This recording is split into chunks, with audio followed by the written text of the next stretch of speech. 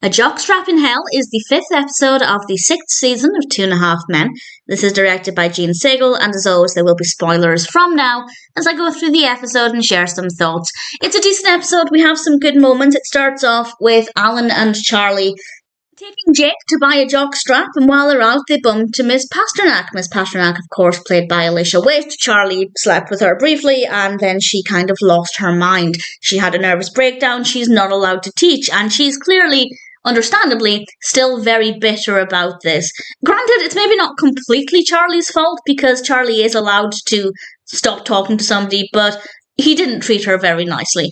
And Charlie, actually, later that day, talks with Jake. Jake's watching TV, and Charlie sits with him and apologizes for him witnessing the scene with Miss Pasternak, and he tells him that Jake needs to treat women better than the way Charlie does. And I thought that was a really interesting moment, and we do see some character development with Charlie, certainly over the last, maybe the previous season and this one, and I think this is just further showing that, which I quite liked.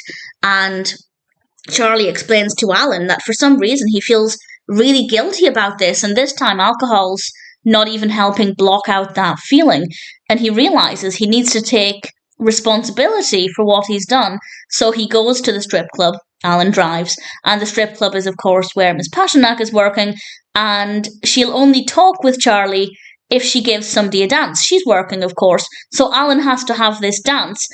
Great physical performance from Alicia Witt, while Charlie is saying everything he wants to say.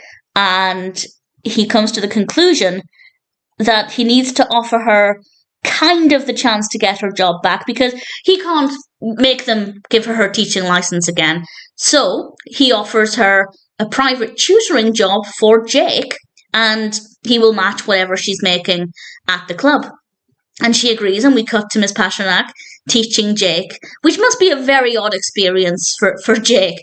And he seems to be liking it, and she seems to be quite happy. She kind of starts to forgive Charlie, and Charlie suggests, instead of staying at the motel you're staying at, why don't you stay here, no strings attached, you can have the guest bedroom. The guest bedroom, obviously, is Alan's bedroom. I think it's quite funny that Charlie, even after 6 years, and Alan points out that it's been 6 years, even after this time, he still refers to it as the guest bedroom, not as Alan's bedroom, which I think is quite telling.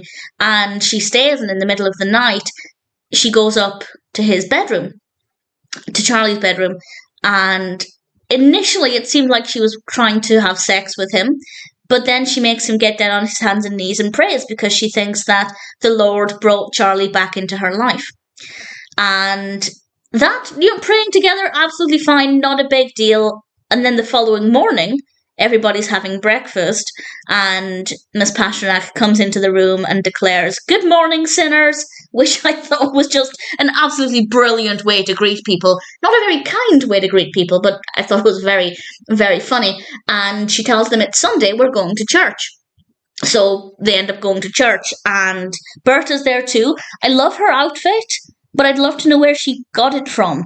Did she go home and get changed? I'm not sure how far away Berta lives, but she did just seem to have her Sunday best already, so I don't know where the outfit came from. But either way, it was a nice scene, and I rather liked it. And Charlie ends up trying to run away. Well, he does flee, and Alan and Jake come back into the house alone a little while later. Jake apparently got baptised.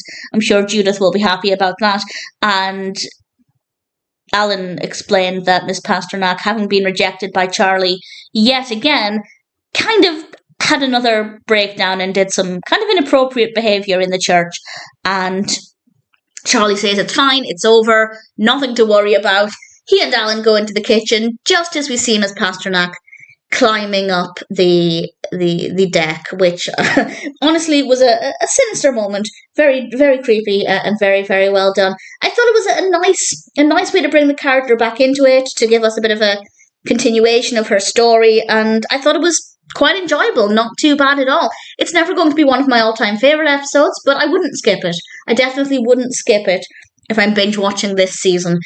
Personal highlights, I think Charlie's behaviour in general, not necessarily fleeing from the church, but everything else. I feel like he really had the right intentions, and I think he tried really hard. And I think he was definitely the highlight here. Not a bad episode. Really like the church scene and the singing, and Berta there as well. Yeah, not a bad episode.